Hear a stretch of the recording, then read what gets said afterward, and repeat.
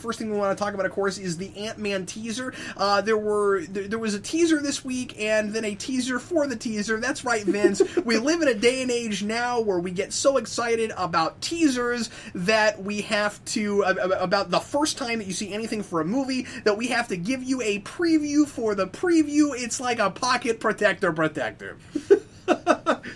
It's almost like saying, look, we filmed something. It is getting sort of redundant. At what point do we have the teaser for the teaser of the teaser? You know, when do we have the 2 seconds that shows the 2 seconds of the 4 seconds leading you into the 6 seconds that eventually gets you to the teaser? I'm going to call this Inside My Pocket the movie, and I'm only going to release the 5 seconds that I accidentally record the inside of my pocket with my phone.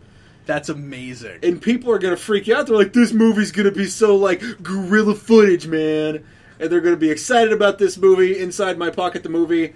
Release date of, like, 20,000,013. Inside My Pocket, the movie. That's amazing. And then the big cliffhanger is Let There Be Light. You just get blinded right at the end. You're like, oh man, that's awesome. What's outside of his pocket? You know, speaking of awesomely terrible ideas, a friend of mine and of course it makes $5. You don't get to make the sequel. A friend of mine and I decided we were going to make a movie called Money Fire the Movie. Money Fire. That's right, where we don't actually have to make the movie. We just raise the funds, put it all in the middle, and light it on fire. We'll film it and release it. Sure, why not? So anyway, Ant-Man had like an 18-second teaser for the teaser. They say, and I thought this was kind of clever, they said, here's the ant-sized version and then the human-sized version. Human-sized, I guess, means the length it usually is. And it seemed like the usually idea about 6 feet. Was, let's put this tiny little thing out to give you just a glimpse of a couple characters so that you'll know that we're going to show you the full teaser. And it was more, these days, teasers are more like trailers, right? We keep saying that. This seemed like a full-blown trailer. I don't feel like I need anything else after this. Like, don't make any more trailers. Don't show me the villain. Don't show me anything. Just like, give me that. That's enough. I'll go. I feel like trailers are almost mini-movies at this point. Like, this is everything that happens. Yeah. Well, and even when they're not, it seems like with those movies, you'll get the teaser, and we shouldn't have called it a teaser because it's really a trailer. And then when the actual trailer comes out, it's like a little bit more. Yeah. But and that's that's when they're doing it right. I feel like Guardians was that way. Like the Guardians full blown trailer didn't give away too much. You know, when I see things that say teaser or trailer, I almost can't tell the difference. I can't either. Because I go, okay, there's did you see the trailer? Unless you're Amazing Spider-Man 2, in which case the trailer was, 2 hours and 15 minutes or whatever the... Oh. We were just waiting for that extended cut to come out. Yeah, that's right. That's right. The movie was actually just the director's cut of the trailer. You know, it's funny. You go back 20 years, and trailers are ridiculously just detailed with information. Some of them, and then others tell you nothing. Oh, well, that's fair. You can't wait until you wet yourself when you see horror movie the next one. So, I think that's a movie. You should look that up. I think what we're learning is that Vince shouldn't write or direct movies, or at the very least, he shouldn't be the one that gets to name them. We're going to watch Dragon Face Armoire. It's a rom-com. I like how at the end of all of your movie titles you have to put the movie.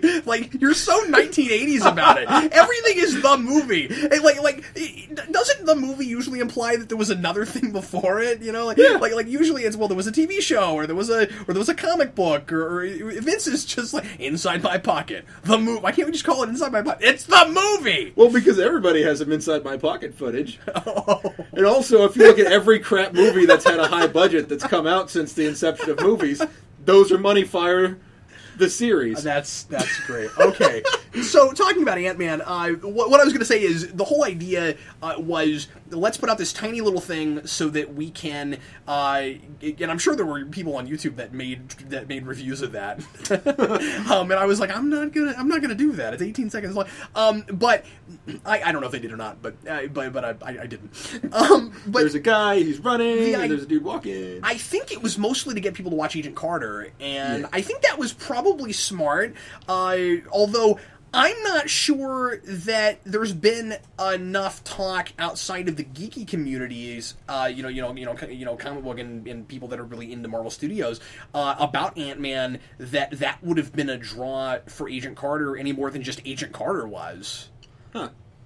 I wonder, because, they've been promoting Agent Carter pretty well. There's been a lot of talk about how, it's the directors that did, the last Captain America movie, and, people cared about that. It's a period thing. They did a really good job of setting it up in Agents of S.H.I.E.L.D., so if you've been watching that show, you knew about it, because they've taken us back to that period in flashback twice this season, and shown us the entire group of the Howling Commandos.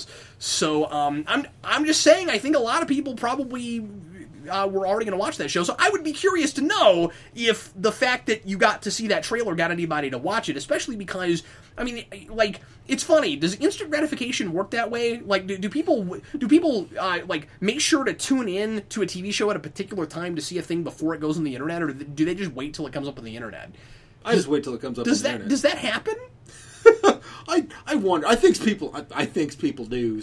I think people do. I mean, I think that a lot of people they'll even pay money to see things like a few days early. So, oh, you're right. When people will pay to go see a movie just because there's a trailer that's supposed to be in front of it. But that's a little different because you get to see it in the big screen and. You get a different feeling, but still, for me, I'm still going to wait for it to come out on the internets and all of the internets. And I just don't care. I care. I want to see these things. Yeah, but you can wait a day or two. Yeah, I usually, if I can afford to, I'll wait a day or two before I go see a movie in the theater anyway. But what do you think of the teaser for a teaser thing? I think that's hilarious. I think it's hilarious too. It doesn't really bother me, but I just wanted to talk about it because I thought it was really funny that they did, and especially it was really appropriate for this because of the size thing. I thought that was really cool. That was really creative. Yeah, I think that's the saving grace for this is that it makes sense. You have the ant sized, the human sized, and if you did that for a regular trailer, I would say who cares. Marvel's advertising has been inspired, right? For all of this stuff, they whoever is making these choices for how they advertise and merchandise and stuff, they get the material, they get the products. It's not Groot. Yeah. It's not just Ich bin Groot. It's not just a matter of generically get it out there. We the people making it don't even care what it is as long as people are buying it. They're trying to show you that they like it and they care about it and they're fans of it too. And for some reason, it makes me want to buy a product more when the person that made it likes it. Imagine that. and gets it and comes up with creative ways to sell it. So I don't have a great deal to say about the trailer, but it looks good. Yeah, I'll say this, that I am excited about Paul Rudd playing Ant-Man. Yeah. And part of it is, and I've never really been a big school pride type of guy, but Paul Rudd is a KU alum, and and I remember when I was in a play writing class. That's a lot of why I got excited when Scott Bakula got to play a Star Trek captain because he's a KU alum. I love Scott Bakula. He's awesome. Anyway, and I was also a Quantum Leap fan growing up. Me too. Let's just sit here and gush about Scott Bakula. We should. Why haven't you and I done a video about Quantum Leap yet? That's a good question. That should happen. I've seen the whole series. Yeah, I haven't. You got me beat on that. Wow, do you have it? No. I checked it out from the library, watched it on Netflix. There are certain chunks of episodes missing from Netflix. Oh, okay. So I watched most of it on Netflix, and then I love it when they do that. The library and checked out the rest of them, but. Quantum Leap's great. So Paul Rudd, I remember being in a playwriting class, and Paul Rudd comes up in this movie, or excuse me, this filmed play that we were watching by Neil LaBute, and I went, "Holy crap, that's Paul Rudd!" And they're like, "Yeah, Paul Rudd was an alum here." Wow. And I went, "What the heck?" And it was just not a big deal. And the play was pretty good. It was kind of a normal topic that you would see in plays. So in other words, really dark, and it had to do something with beating a minority. And I'm not trying to be facetious here. That's what the play was about. Yeah. And it was really scary, and it did all the things it needed to do. It was really well written, and Paul Rudd was really well acted. And I think I always forget how to say this woman's name.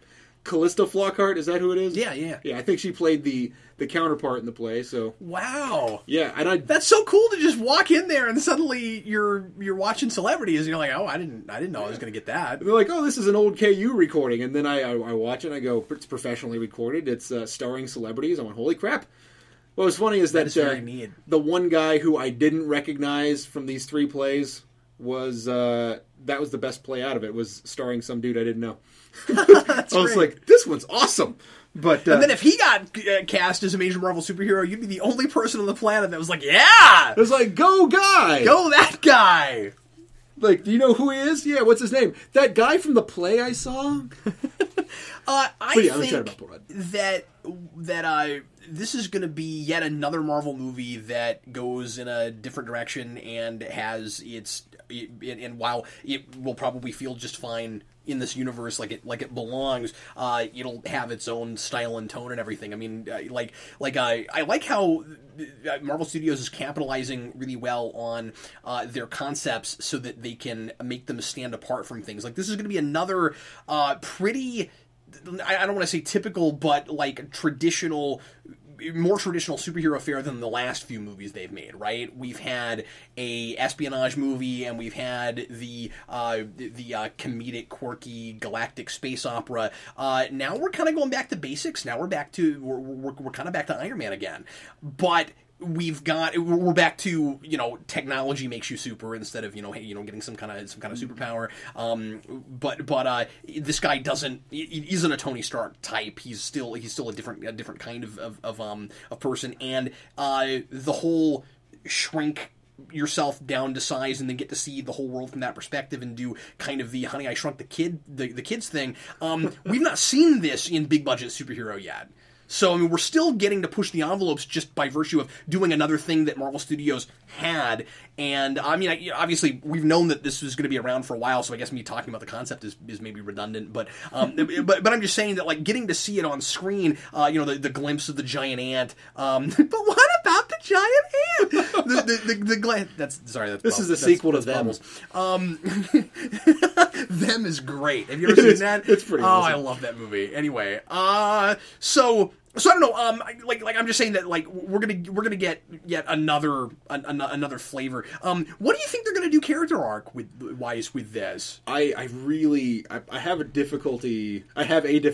Man, I can't talk tonight. I have difficulty really pinpointing character arcs. That college education really paid off, man. Thank God I was an English major. So I feel like this movie's going to be about either redemption or recognizing potential. And I think it's probably more the second thing, because Iron Man's the redemption story. So yeah, I'm kind of wondering because they say in the trailer I'm not saying that this can't be that too, but he can earn the smile that his child gives him, and I went, well, has he done something that would make him not worthy of that smile? Well, the sense I got was more that just he hasn't done anything yet. You know what I mean? And who knows? We haven't seen it yet, but I got more of the sense of just, and he might still be a somewhat arrogant type character, like Tony Stark, and I imagine we'll be able to draw a lot of parallels between those two characters. Yeah, I wonder. Do we know for sure that he's Hank Pym? No, he's Scott Lang. No, he's Scott Lang. Okay. He's called Scott 3 times in the trailer. Oh, I don't pay attention to that stuff. Well, then why are we reviewing it? Why are we talking about it? if you're not do we know attention? For sure that the Douglas, Michael Douglas? Yeah, I think he's supposed to be Hank Pym. Yeah, I think he's supposed to be Hank Pym. Yeah. I was like, wait, is he supposed to be that? The other thing is this gives us our first legacy hero, which is also really kind of neat. I like that we have the name of the superhero already there, and we don't have to have some kind of silly reason for it to be named that. Now, you said something when we finished watching it where you said that they're recognizing that it's kind of a ridiculous name. Yeah, they're acknowledging it. I mean, and here's the thing: it's not that it's ridiculous any more than anything else. Okay, why does Ant-Man sound sillier than Spider-Man? I don't think it's that it sounds silly. I think it's that it doesn't sound cool. Yeah. It's not Batman or Spider-Man. It's Ant-Man! It's Ant-Man. I mean, and ants aren't cool. Yeah. You know what I mean? And I mean, they can be scary, and we've seen giant ants in movies. They can be kind of scary. But I mean, Spider-Man just sounds good. And I don't immediately think of arachnids when I think of Spider-Man. I think of Spider-Man, you know what I mean? Of course, you know, now that's just because it's really popular and, you know, it conjures an image. But I'm just saying that, like, it just sounds good, it rolls off the tongue. But and Batman's the same way, but like Ant-Man, it's just like, you know, who cares? I mean, I think it might have something to do with you look at a name like Batman, and it evokes images of things like the Dracula, Dracula or vampires in general, and then you have Spider-Man, and you're like, well, spiders have very particular things that they can do. And then you're like, ants steal sandwiches. Who cares? I mean, sure, they're really strong and they're really small, but what else do they do? Well, and what's endearing about like I think the whole idea with Ant-Man is just that, okay, it's really small, so what's one of the smaller things we can think of? Okay, that's about the scale that he can shrink himself down to. But like when you take it to its, and I wonder what they'll do with it, if they'll do anything with like metaphorically or allegorically with the animal, because you know, there are certain ideas that are conjured with bats and spiders and things like that. But when you look at an ant, well, what's endearing about being an ant? You're part of a colony. You're part of a collective consciousness. Your will is not your own. You have to follow a queen. It just conjures all of these like terrifying kinds of ideas of what like it sounds more like a villain than a hero. Yeah, I can see that. So I'm excited. So I just like that they acknowledge it in the trailer. I think that's kind of fun. I also like that they say, is it too late to change the name? Because with Ant-Man, it's never too late to change the name. I mean, you have Ant-Man, Giant Man, Yellow Jacket. Oh, good point. Yep. And then you have two different versions of each of these characters. That's a nice, subtle reference to that, yeah. I think that's really cool. Oh, yeah. I was just saying it because I thought, oh, okay, so now you can't talk and you're going through puberty again. All right. Oh, boy. And I'm very pleased with this generational thing. I like this. Yes, me too. I mean, maybe he wasn't Ant-Man beforehand, but I need you to be the Ant-Man. And yeah. I like that there's somebody that created this and somebody else gets to use it. It's very Question-like in some ways. I mean, I thought you were going to go Blue Beetle, but yeah. Well, I mean, Blue Beetle was more of a lineage type of thing, and like pass down the mantle, use your technology to do the stuff that I can do because of my mystical hoo-ha. And then, but this is still sort of a legacy thing like that, maybe. Well, I mean the only reason I say Question is because you had the guy that created this false skin that the Question uses, and then he hands it off to somebody else who's young enough to use it. Oh, okay. So that's I don't even know the background. I'm not going to, pretend like I know that. It's not like it's a big part of I like weird crap. Let's get that out on the table. Yeah, I know that. Oh, okay, and so this looks good to you because you like weird things. I do like weird. I like things that nobody likes, and I don't like terrible things. I like things that nobody else likes. Some people, of course, are probably still kind of worried about how good this movie came out since Edgar Wright left it. And that's fair to wonder about because he left as late in the game as he did. We'll see. I mean, it looks solid. It looks like Marvel's still quite behind it. Yeah, I mean, you said something earlier that I thought was a good point. You're just like, well, maybe he laid the groundwork. Maybe they're continuing on with what he started, and maybe... Well, I don't even mean him, because I don't know how involved he was in the script writing process. I just mean that maybe whatever script he would have shot is still pretty much what they have. Yeah. And then maybe they haven't changed story stuff so much. But that's the thing, is that I don't know if Marvel ran him off. We don't really know the situation. They were really hush-hush about it, about, what exactly the creative issues were between him and Marvel. So, I mean, if Marvel was at fault, then, shame on them. I don't mean to just, worship the ground Marvel walks on. Or even Edgar Wright for that. Or even Edgar Wright. Yeah, exactly. I don't know. I'm just saying that like just because he left, I'm not going to condemn the movie and assume that it's going to be bad. Yeah. And it looks fun, and the suit looks great. Yeah, I almost wish they didn't cover the mouth, but I mean I like that.